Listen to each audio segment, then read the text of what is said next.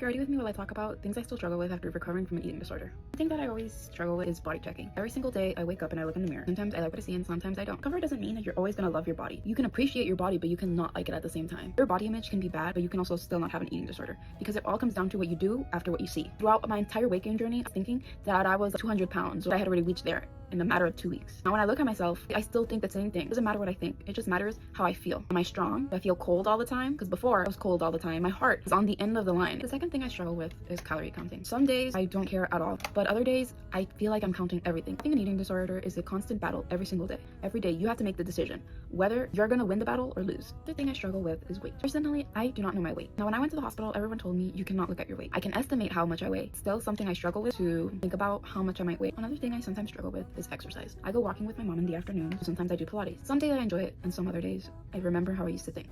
When I was sick, I used to exercise every single day. Sunday was my rest day. I did not want Sundays to be over. I would get anxious over Sunday being over because that was my only rest day. On Mondays, I wouldn't even want to wake up because I had so much exercise to do and I didn't have the strength to do it. Now, I exercise because I choose to, not because I have to. The thing I constantly struggle with is body comparing. Every day, I often look at my friends or look at people online and I'm always saying, oh, I don't look like that, or I used to look like that. Sometimes I think, oh, it's all my fault.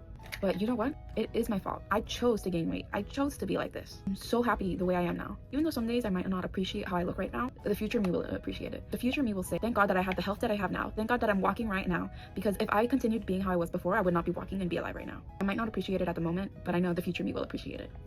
That's to finish the look.